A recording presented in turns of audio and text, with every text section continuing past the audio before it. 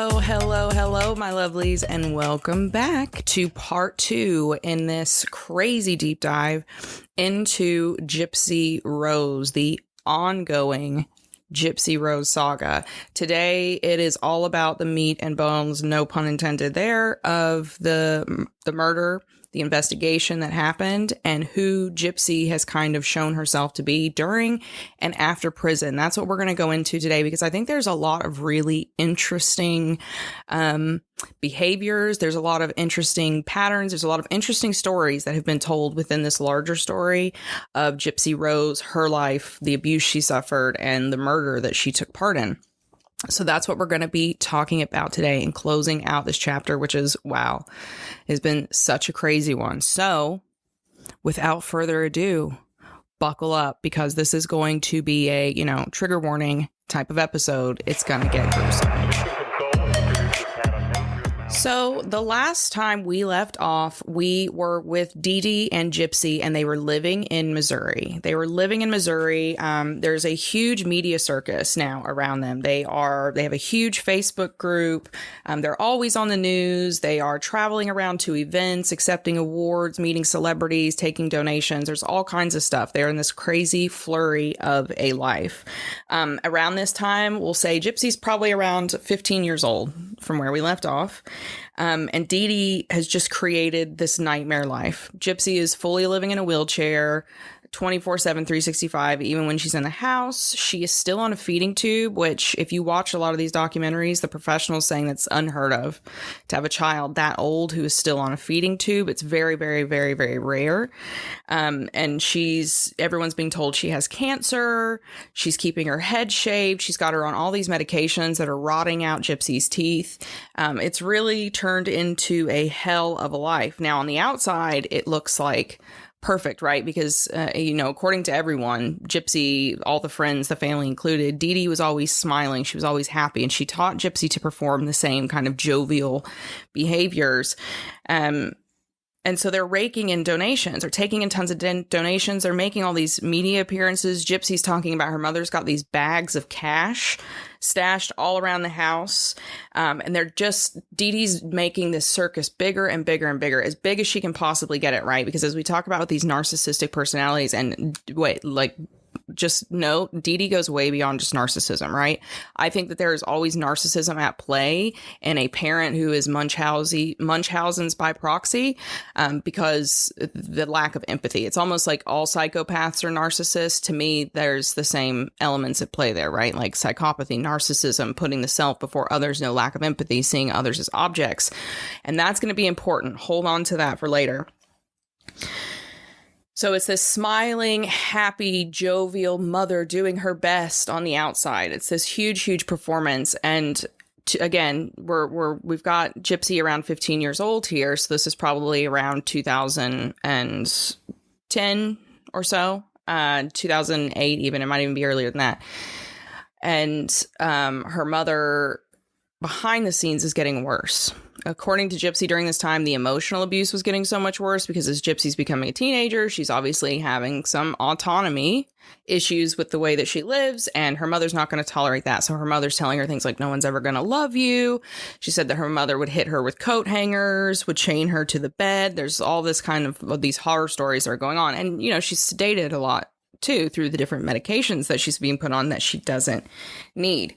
Now that sets the stage for Gypsy to start reaching out, to start looking for connections, both friendly and romantic. And that is where we see a really kind of quick escalation.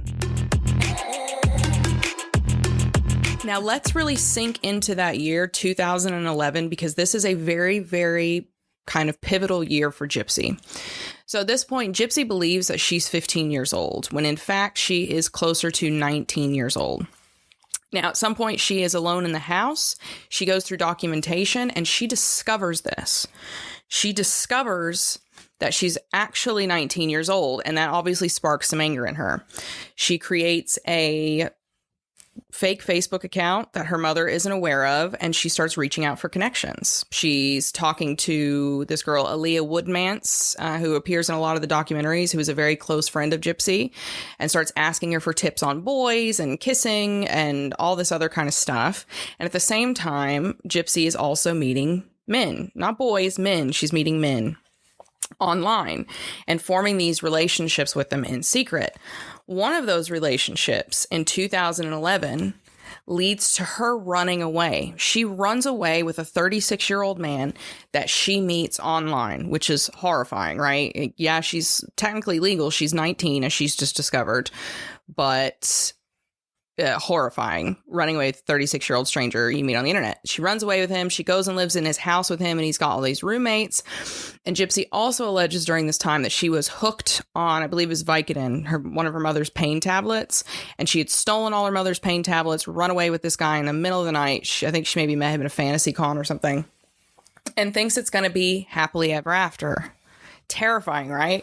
All the while, she's like talking to her friend Aaliyah, not saying, "Oh, I'm running away." I'm with a 36-year-old man, but she's asking for like relationship advice so she can have this adult relationship with this man. Dee Dee manages to hunt her down because apparently Gypsy left a cell phone that she had. Don't know why she had this cell phone that she was able to have secret conversations on. There's a lot of holes in this story. But apparently Gypsy had a secret cell phone and she was texting this guy. Her mother found it in the house. Why would Gypsy leave that? It's crazy. And went and tracked Gypsy down. She tracked the guy down, called him, went to the house, shows up with Gypsy. Now, according to Gypsy, the first thing she asked for is give me my pain pills. Gypsy's obviously standing and walking. She's not in a wheelchair with this guy or his friends. They all know. She's been with them for like a couple of days, I suppose, at this point. So Gypsy gives her mother the pain pills and is like, yeah, I'm not leaving. I refuse to go. I'm 19. I know I'm 19. Yada, yada, yada. But somehow Dee Dee manages to talk her back into coming home. Gypsy said that Dee Dee's like, you can keep talking to him. This is crazy. You can't live in this house with all these people. You need to come home. And Gypsy said because she was also hooked on the pain pills, she wanted to go home to make sure she could get more pain pills. So she did. She goes home with her mother.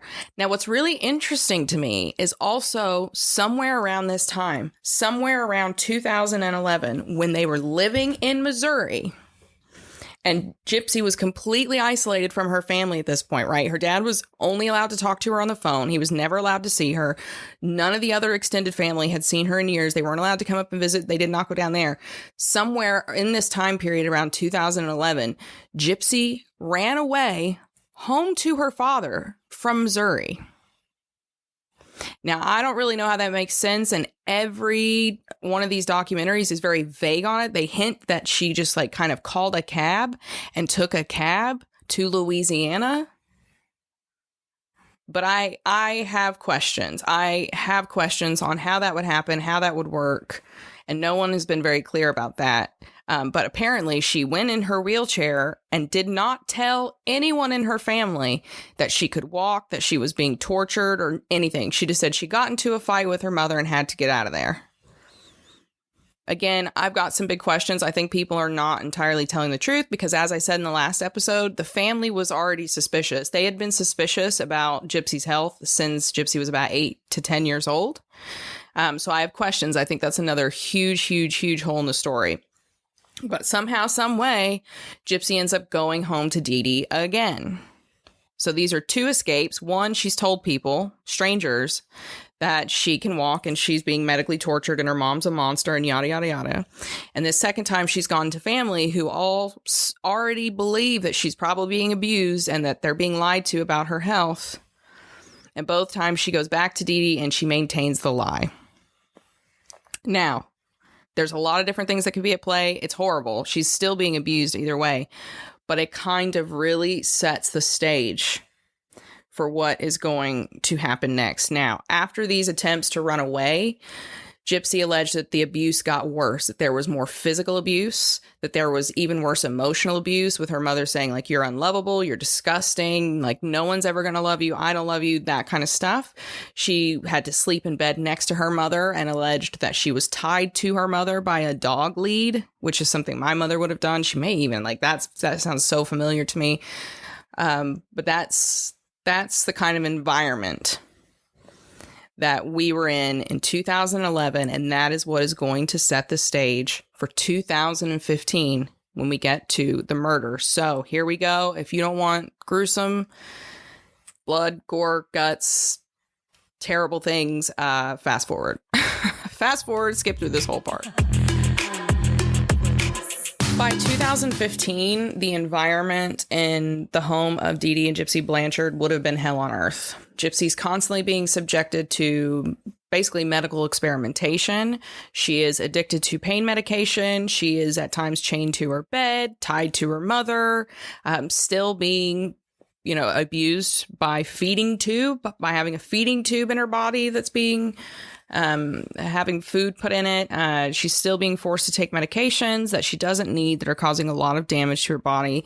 That is the environment that the house was in 2015 when the murder happened. Now, initially, people didn't know there had been a murder. Dee Dee and Gypsy, who were constantly online, right? We have this Facebook group where Dee Dee is just pumping out constant pictures and videos of Gypsy. Gypsy herself is always online. They have a joint Facebook thing, so Gypsy was on there publicly, and then she had her secret accounts that her mother didn't know about as well. Constantly online, constantly getting attention, constantly in the public eye, constantly getting supply and focused on for this abuse that she's going through. And then all of a sudden they just drop off the face of the earth for about 5 days, which was weird. So on Sunday, June 15th, 2015, friends of Dee Dee Blanchard's called the police, and they say, we haven't heard from Dee Dee. No one's heard from Dee Dee. That's very weird. She didn't show up for something. No one's seen or heard from her daughter either. What's going on?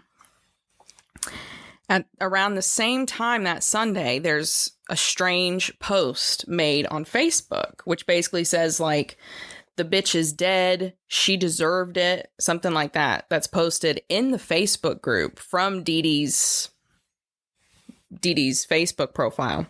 So people are freaked out. The police go to the house and they look around. It's very cold in the house, but it's empty. It's very, very cold. The wheelchairs for Gypsy are there. There doesn't look like there's been a robbery. The van is in the driveway. The only thing that's weird is that it's cold and Dee Dee's not there and Gypsy's not there, but all of Gypsy's wheelchairs are. So rightfully, the friends start panicking. They start going back and forth.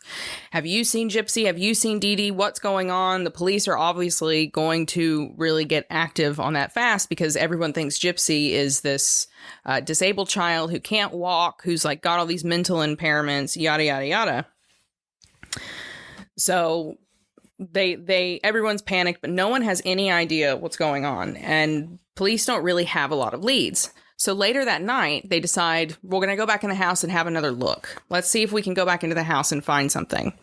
And that's when they find Dee Dee's body. Now, Dee Dee was in the bedroom. She was buried under a bunch of covers. She had been slashed in the back of the neck, a very, very, very deep slash to the back of the neck. And then she had been stabbed in the back and stuff multiple times. Absolute bloodbath that had been covered up. It appeared that she had been dead for at least 5 days. So that puts her murder around Wednesday, June 10th. And she's discovered late Sunday night on June 15th. Now, it's starting to make sense why the house is so cold, because obviously someone was trying to preserve the body, but there's even more confusion. You've got Dee Dee dead. You've got her disabled child missing, but the van is there and all the wheelchairs are there, and it looks like there are valuables and things all around the house. What's happened? What happened is that Gypsy Rose Blanchard and her boyfriend, who at the time was unknown to police, Nick Godejohn, had murdered Dee Dee Blanchard. They had murdered her and concealed the body and run back to Wisconsin where Nick was. There's really not a lot to tell there, but there are some pretty interesting and horrifying things. It was Gypsy's friend Aaliyah who was able to kind of point police in the right direction because she mentioned, Gypsy's got this fake account and she's been talking about this boy in Wisconsin, which is how police were able to find Nick's profile, locate the IP address, hunt Nick and Gypsy down, where they had gone to his home where he lived with his parents in Wisconsin, where he still lived with his family.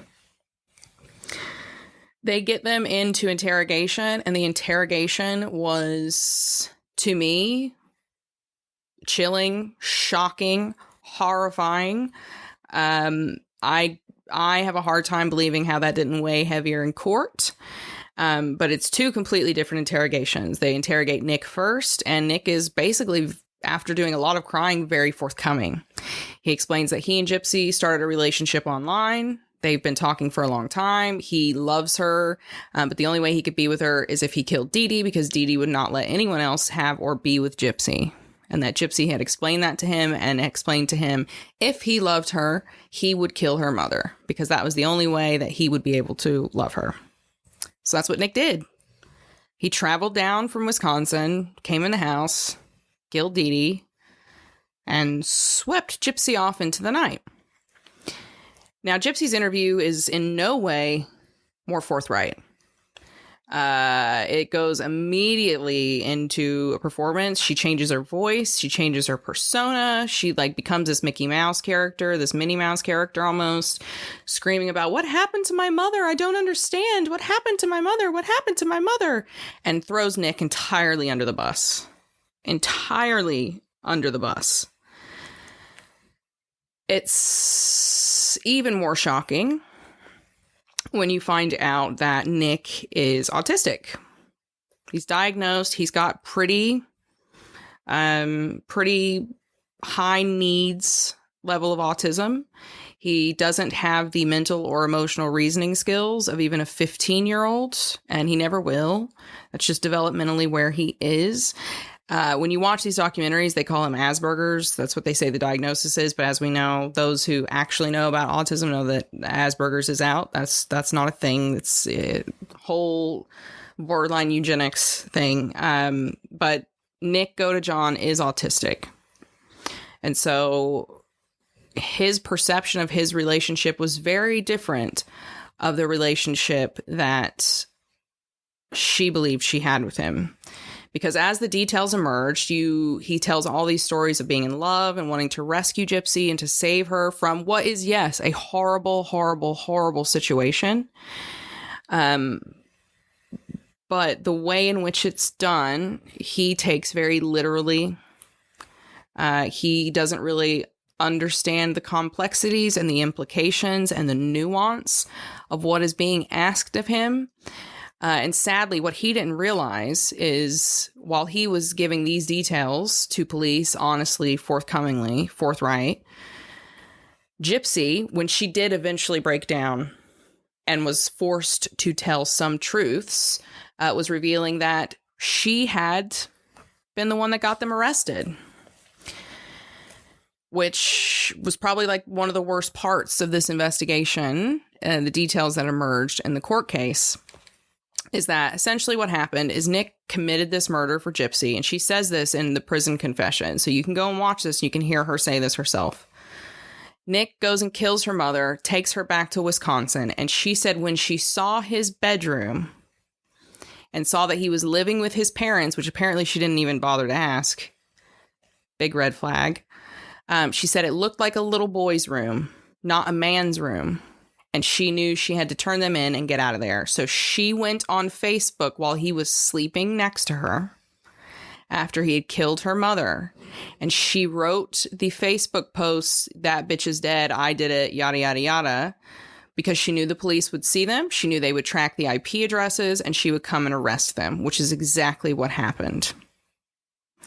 So let that horrifying detail just sit with you for a moment, that Gypsy Rose convinced an autistic man to kill her mother and then turned him in because she thought he wasn't manly enough and she was just going to completely blame him, stage him as he kidnapped her. It's horrifying. Absolutely horrifying. So needless to say, Nick and Gypsy go to prison. Now, Nick is still in prison. I can't even remember what his sentence is. I don't know if he got life with a chance of parole or just life with no parole. But essentially, this autistic man has now been sent to prison forever for something that he understood right and wrong. But, we understand that it's different cognitive processing, and there's different stages, and not stages, there's different levels of autism with different needs. And his needs were more advanced than some of the people on TikTok, if you understand what I'm saying. So he's rotting in prison. Gypsy she gets sentenced for 10 years for the part that she played. And she only serves 7 or 8. 7 or 8. And that's going to lead us to the present day, where it just keeps getting bad.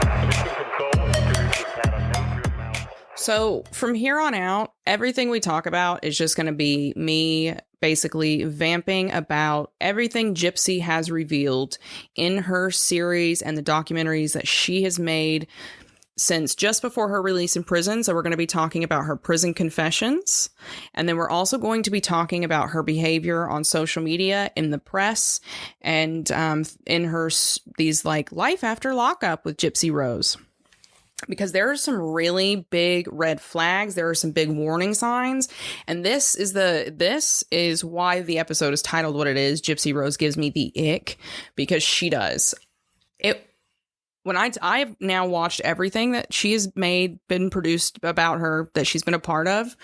And when I tell you that it is hard for me to finish a single episode that she's in, I'm telling the truth, because I'm so repulsed by her behavior, how she treats people, and how the people around her continue to enable her, even though she is a 33-year-old woman. She is in her 30s. And what's important before we get into the rest of this discussion is that I need you to remember that she groomed a man for 3 years to murder her mother when she was in her 20s. She wasn't like 20 years old, right? I mean, we're talking getting close to your brain being maxed out developmentally. Yes, I know she was abused and that causes brain damage and all that stuff. But we need to keep in perspective that Gypsy was in her 20s when she had her mother killed, and she's in her 30s now with this behavior that we're going to be talking about. So what I really thought was interesting is a lot of this information that we're now getting comes from the series that was produced about Gypsy Rose, The Prison Confessions. And this is right before she gets her parole granted and gets released, and she's being upfront and she's being candid and she's telling the truth about what happened to her. So many red flags. The first thing that really got my back up was the fact that she smiles when she talks about the murder of her mother. Time and time again, she grins and smiles, and also licks her lips a lot when she does every time she's anxious. If you notice that, if you watch, anytime she gets caught in a lie or she's about to get in trouble, she starts licking her lips like crazy. And you'll see her doing that as well when she's talking about her mother. Now, this is why I love NLP, because there's so much focus on the subconscious and what your words do and do not say, what your behaviors and your body language does and does not say. And wow, is there body language when you're smiling about a murder that put you in prison for a decade? The murder of someone that you are going in front of a parole board to tell them that you feel remorse about. There's not a lot of remorse. What was also really interesting to me is also during this Gypsy Rose, in this prison confessions, she describes some kind of escalating behaviors. These escalating behaviors before the murder, which include having sex in a bathroom with a stranger. She just like went in a bathroom and had sex with a stranger she had just kind of met online, and then they met at a fantasy con and just went in the bathroom and had sex together. She didn't know this person. There is a lot of talk from her in this prison confessions and afterwards in the lockup. There's a lot of insinuations to a very aggressive pursuit of sexual relationships with men. And that in and of itself is not a problem, right? That's not a problem. But you can have however many partners you want to, that's not the problem. Consenting adults, not a problem. But what's a problem is it always seems to also be tied to some kind of manipulation, some kind of gain for Gypsy. I give this person sex, and then they will give me what I want of them, which is to kill my mother or help me run away, or help me get my hands on this Vicodin, or whatever it is. There is an almost pride in her when she talks about the sexual conquest of men and how it makes them do things for her and how good she is at sex and like how special she is at it. That was alarming to me. Because again, this is not an 18-year-old girl who's just like figured out sex for the first time. Gypsy Rose has been having sex since before she murdered her mother. She's been having sex since before she murdered her mother in 2015. She is in her 30s and she still talks about sexual conquests of men this way. When you have someone who has engaged in a murder that, let's be straight, Gypsy did not have to kill her mother. She did not. She didn't have to kill her mother.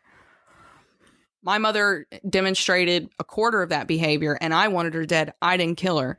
Gypsy had options. She had family that she could run to. We know that because she did. She ran half the country away to get to them. And we knew that she was also willing to run into the arms of absolute strangers.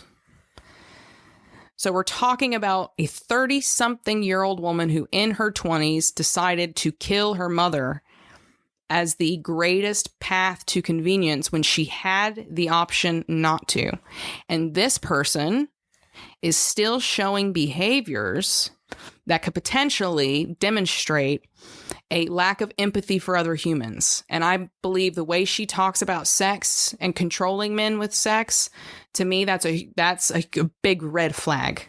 A big red flag. Like, what if Ted Bundy was talking to you about his sexual conquest of women?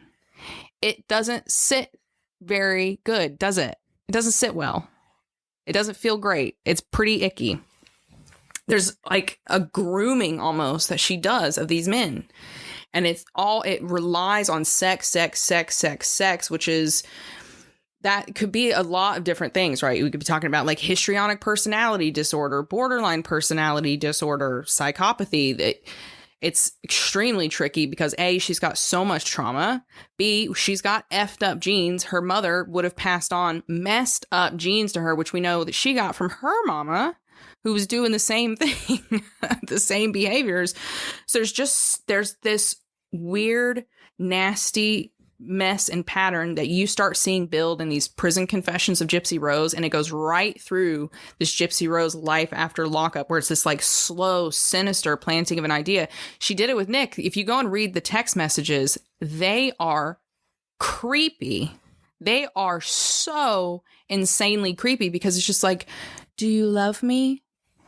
Oh, well then she would have to die. Like, it's just like, it's like watching a horror episode with someone who's got a demon possessed phone. It's very, very, very unsettling. Another big tell for me was that Gypsy, she makes every excuse. There's never just like I killed my mother and I feel horrible for it moment of huge emotion, which a normal human being would do. Even if they had committed the same crime in the same circumstances, a normal human being who felt empathy would just be like horrified that they had to just take a human life in order to escape, right? Like, I hated my mom. Obviously, I had big issues with my mom. But had I killed her, I would choke on the words every time I said it. But there is none of that. Gypsy says it's always an excuse. I didn't have any options. I couldn't do this. I couldn't do that. Yet she was able to run away all the way to Louisiana from Missouri to her family. She was able to run away with other strangers. She was quite happy to go online and tell her quote unquote friends about her sexual exploits on her fake account and like, oh, how do I do this with boys? But she couldn't tell someone she was being abused. It's interesting because if you remember in the first episode, she told her stepmother when she was 10 years old, allegedly, that she was being sexually abused by her grandfather. So if she was able to tell her family about other abuse that was happening to her by other family members, why not her mom? Why not her mom? And I think there's a lot of complexities here. Everyone wants to point immediately at like, oh, it's Stockholm syndrome. I think it's way more complex than that. I think it was familiar. I think that Gypsy was absolutely abused, horribly, horribly, horribly. But I think she was also spoiled too. She was given a lot of stuff. She was pretty much given everything that she wanted materially. Right? So like games and clothes and trips and celebrities and Disney World and all that kind of stuff. Versus you go to daddy's house, that's gone. Daddy's not going to be putting you on TV and taking you to Disney World to go meet Carrie Underwood. Right? So I think it's more complex than just Stockholm syndrome. I think we were looking at a little bit of maybe a spoiled child who doesn't have empathy in the same ways that we have empathy, who was being denied what she felt entitled to. And yeah, you know what? She was entitled to go and live a normal life as an adult and have these relationships and these experiences. She was absolutely entitled to that, but she's not entitled to kill somebody to get it when there were other options. There were other options. She could have just run away with this boy all the way to Wisconsin, but she didn't. She decided, I don't want this woman following me again, so I'm going to end her life. There are a couple other really surprising admissions that Gypsy makes in those prison confessions of Gypsy Rose, and I don't even think they are admissions that she meant to make. She thinks she's smarter than she is, because she's learned to lie very well, and she lies constantly. Every time she's on camera, you catch her in a lie. But what was telling to me is she literally admitted in these confessions that it took her 2 years to feel any remorse for her mother at all. And when she was saying that, she was smiling when she's recounting this. And even then, she doesn't say she has remorse. She says, it took me 2 years to miss my mother. And they're asking her, well, did you feel remorse? And she said, yeah, I missed my mother, which is just a very careful way to get around saying a word that you don't have an emotional attachment to, which is something she will have been coached to do in front of a parole board. Don't say words that you don't really feel, because it will be obvious that you don't feel them and you're not that good of an actor. And she also admitted that her mother taught her how to be manipulative. She says it. She's like, I am manipulative. I'm highly manipulative. My mother taught me how to be manipulative. She taught me how to perform. And you see her do it. She changes her voice based on who she's talking to. She changes her voice based on what the situation is. She goes into she literally changes her speech type still. She reverts into this like little tiny defenseless child speech. When she gets caught in a lie, when she does something wrong, so that people run to her and go, it's okay, baby. Which, remember, 30-something-year-old woman. She's in her 30s. She's 33 years old, okay? She's not 10. 33-year-old woman. And what's really interesting to me in these confessions, and this was kind of like, this is before I started watching The Life After Lockup. Again and again and again, she talks about how special she is and alludes to how special she is. When she talks about her crime, her murder, remember, she's a murderer. She talks about it like she's the only person in the world who's ever had to kill someone to escape a dangerous situation. Like, never mind Centoya Brown, right? Who got thrown away as an adult at 16 by the Tennessee government for murdering the guy that was sexually abusing her, right? Like, no, Gypsy is the hero. Gypsy is the shining light. Like, that's how she talks about her crime. Like, she did this noble, heroic thing to escape when she had plenty of options, it looks like, to just escape and tell somebody. But that's very telling to me, because that was something that came through with Dee Dee. I'm special. Dee Dee was told growing up, which Dee Dee is Gypsy's mom, was told, you're special. You're more special than everyone else. Gypsy has signs in her bedroom all over the place that like, mommy, special princess, you're special. And it just keeps coming through, which is such a red flag to me for narcissistic personality disorder. Because every time Gypsy talks about herself, it is like she is the best thing that has ever happened. And I don't know where she's gotten that opinion from, because I've never seen anything about her, inside or out, which would validate the idea that she's better than anyone at anything, other than maybe organizing a murder, which she wasn't good at either, because she got caught in like 3 days. So, hello. there's an ego and there's an arrogance and there's almost a smarminess when you watch these prison confessions. She's very proud of herself. She's very proud of what she's done. She loves being on camera and she's performing. You can almost see her like trying to act like she's Kim Kardashian. It's fascinating to watch, but also horrifying because she's free and pregnant and going to be a mother soon. So let's look at this final chapter then for Gypsy Rose, where we're kind of stuck with her now, wedged in the public eye like some kind of wart. Life after lockup. Gypsy Rose, life after lockup. Now this is kind of the, hopefully, fingers crossed, the final saga that we're going to have to suffer through. But this, when I tell you, ick after ick, I had to stop episodes and have days in between because it was so triggering for me because of her personality. She is, the show should be called The Narcissistic Supply of Gypsy Rose, in my personal opinion, because that's what it is. It's purely 100% ego and narcissistic supply for her. I'm just going to read you. I was just writing notes like crazy, and we're just going to go through it like that because that's going to be the best way for me to just cover all the horrible things that were going on in this show. But the first thing that struck me was how many enablers Gypsy Rose is surrounded by. So it kind of opens with her new husband, which, Jesus, that guy, what did Henry Zaborowski say? Capital W weirdo. But it opens with him going to pick her up for prison. And what do you think the first thing Gypsy says to her beloved husband upon leaving prison after 8 years? What do you think the first thing she says is? Do you think she ran to him and hugged him or said, I love you, or, oh my God, I can't believe it? No, the first thing she said to him are, these boots don't fit. She had picked a fashion outfit to leave prison in because she thought she was going to get tons of photos, which she didn't. They didn't let any cameras in.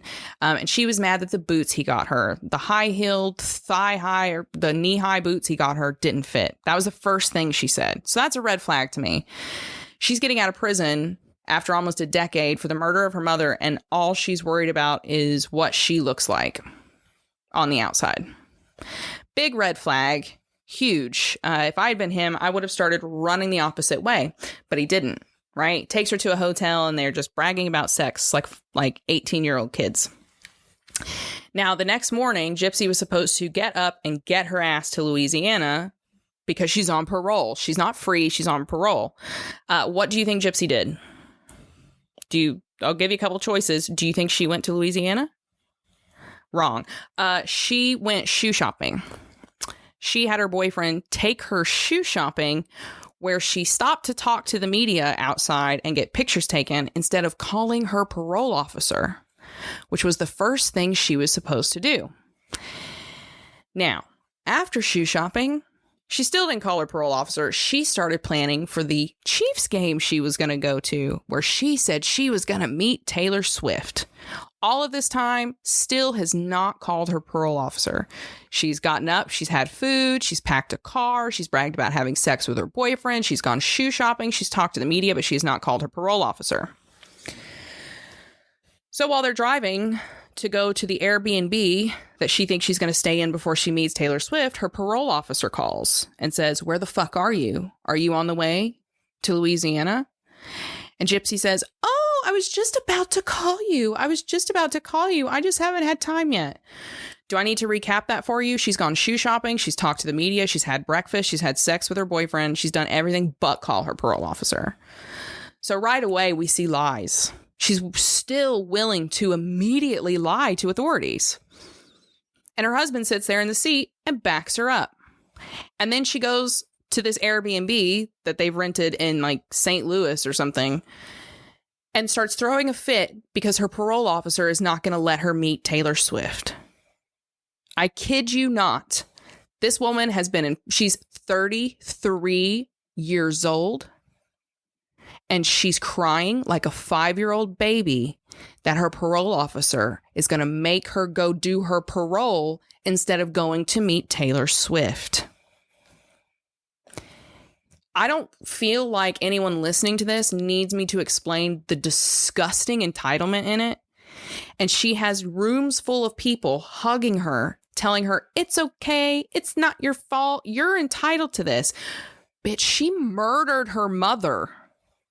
She murdered a human being. And these people are all acting like this is just this poor child that got dumped in Toys R Us and never saw their mommy again. It's the most shocking example of how narcissistic abusers are able to get away, and even how these psychopaths get away with it. It's because they have so many people around them who are so willing to buy into the lies and the bullshit to the point that they themselves start perpetuating lies and start perpetuating bullshit. And it doesn't get any better if you keep watching these episodes with Gypsy Rose. It gets no better. It gets worse. She gets in the house. She immediately wants a puppy. Her husband just asking her reasonable questions. Reasonable questions. How are we going to take care of it? Are you sure? Because that's a lot of work.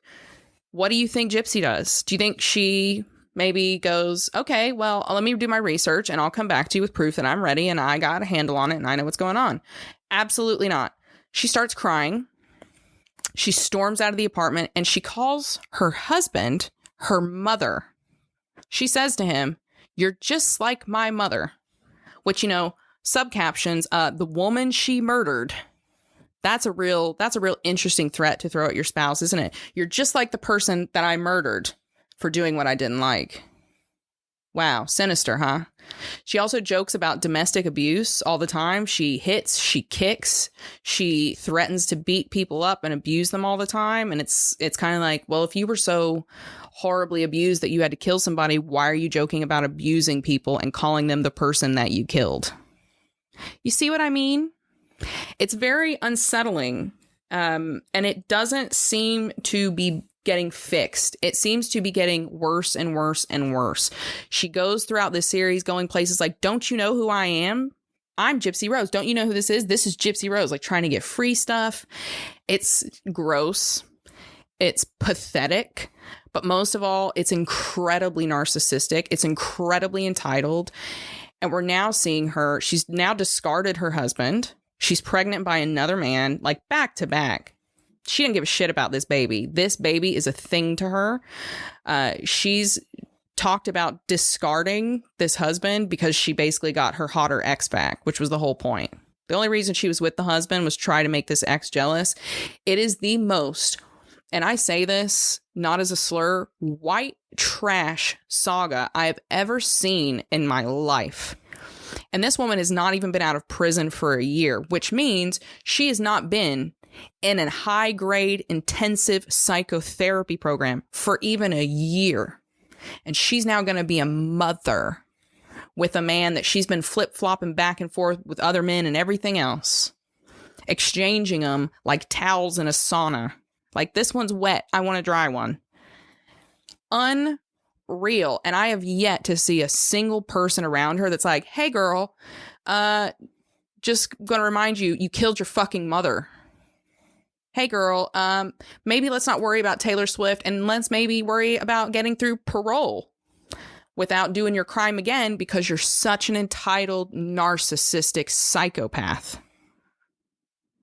She wouldn't really. She'd probably be more of a sociopath, which I know all of that falls under the antisocial personality disorder now, but she's probably more of a sociopath because some people seem to find her charming. I find her repulsive and disgusting on every level. I really do.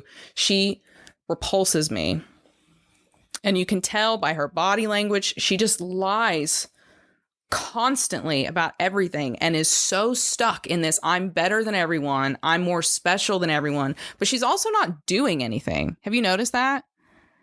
She's not like out on the trail trying to free other children from abusive parents. She's not starting a podcast talking about child abuse and how it affects the brain and how do we make sure a whole nother generation of people don't end up the way she ended up. She's not doing any of that. She's posting her like $10,000 baby list in the media and fighting with thirst trap girls in the comments that her boyfriend's hotter than theirs. It's the most disgusting and unhinged thing I've ever seen. I cannot believe that people follow her as a celebrity. I think there's some kind of weird Oedipus, like reverse Oedipus complex kind of thing going on, like kill the mother subconsciously in people that stan this woman, because why? Why not Centoya Brown? Centoya Brown, the one that I mentioned earlier, who killed her sexual abuser at 16, when she was being trafficked at 16 years old. Do you know what she's done with the 15 heartbeats that you guys gave her of any attention in the media? She went out and wrote a book for survivors. She does public speaking for survivors of sex trafficking and child abuse. She's out there trying to save other children from doing stuff. And Gypsy's what? Asking for a Gucci stroller? Gypsy Rose is obsessed with fame. And if you take a step back and you remove the abuse from the equation, her life has not changed. She was a social media celebrity in all throughout her childhood and teen years, and she's doing the same thing now. She's getting the same supply. She came out of prison and boom, got her supply set up. That's all she gives a shit about. She wants money and she wants attention and she wants to be famous because she thinks being famous means that she's better and more interesting than other people, when she doesn't realize that she's really a part of the freak show. This is exactly what you see with narcissistic personalities and why they thrive in celebrity. It's why they thrive in the chaos of celebrity, thrive in the isolation of it. She doesn't care about other people. Her being a mother will not end well. Where do you think Ruby Frankie starts? You know what I mean? We have no evidence that Gypsy Rose is going to be a better mother than her mother was, because her mother was doing the same thing that her grandmother was. So this is a line in this family of women who abuse children and who do not break the cycle. And Gypsy Rose has given us 0.000% proof that she has done even one fucking lick of anything to break the cycle. She can't even see the cycle because she's so far shoved up her own ass. And the biggest, scariest thing about her is all of these people circling her, working so hard to enable these toxic behaviors, these narcissistic behaviors, these threats that she makes to people. Now going to risk the life of a child that her own family has admitted on TV she should not have, that she's not ready to have. She's still on parole for murder, by the way. Why is she allowed to have a child when she's on parole for murder? That's a whole nother episode. There's all of these people around her that she doesn't even see as people. You can tell when she hugs them, when they give her father gave her this big emotional piece of jewelry that had this huge engraving about how much he loved her and all this kind of stuff. She had to fake cry. She fake cries constantly on the show. She has to keep hiding her face. The only time she actually cries with actual tears is when she gets told no and when she gets called out for being wrong. That's the only time she actually cries. The rest of the time it's fake tears and she hides her face. She covers her face with her hand, or she turns away from the camera and hides her face behind her shoulder. She never actually cries. This is not someone, in my personal opinion, that sees other people as equal humans to them. I don't think she's got the same emotional compass that the rest of us do, or the same empathetic or moral compass that the rest of us do. And here's the thing. She could learn it if she was in years of therapy with the right qualified professional. A psychotherapist, by the way. And I haven't seen that. I don't think we'll ever see that. She's now doing the whole religious thing. So God only knows what's going to happen to this child. I feel so bad for this child, and just literally filled with ick for Gypsy Rose. Filled with ick from the bottom up with Gypsy Rose. And I don't really know what else to say about it. There's nothing inspirational for me to kind of close this out with, because it's just sad. It's very sad that this is someone we have lent money and celebrity to, when there are so many other things in the world that could have been fixed with that money and celebrity, and that we continue to perpetuate people like this who are potential abusers to the people around them. I don't think there's any golden lesson in this. It's just sad, and it would be great if we could stop doing it. What do you think? Where are you sitting in this Gypsy Rose argument? There's no denying she was abused. There's no denying she suffered hell on earth. But what do you think? Do you think murder was really her only way out? Do you think she could have escaped in a different way? by different means. I really do want to know what you think. I want to have a conversation about this. So follow me on Instagram, follow me on TikTok, at The Real E.B. Johnson, and let me know. I'm going to be doing some videos over this in the coming weeks. So, get in there and let me know what you think. This is such a tragic case from start to finish, and I don't think that there's anybody in it who wins. But I'd love to know what you think and what you think about these personality quirks she's revealed to have. For everybody else, hope you've enjoyed this series. It's about as deep as you can get with this very, very twisted tale, but I hope you've got something good, something juicy for it. We will pick back up with the Royals next time. I know we were supposed to do that earlier, but that will be next week in our next series, and that one's also going to be a doozy. So make sure you're following me at The Real E.B. Johnson. You can also follow the Scandal Queens podcast on Instagram and TikTok at Scandal Queens Podcast, and make sure you're following on Apple and Spotify and Google and all the other good places. If you love the episode, leave a little review. It really helps if you leave a 5-star review on Apple Podcasts. It just helps people find it. It helps me kind of get the work out there, and it helps us have these wider conversations, which are so, so important. So thank you again for listening. I'm so glad that you guys are here and that you're loving the podcast. And until next week, keep your heads up. Keep your eyes on the stars. Keep moving forward. Bye-bye.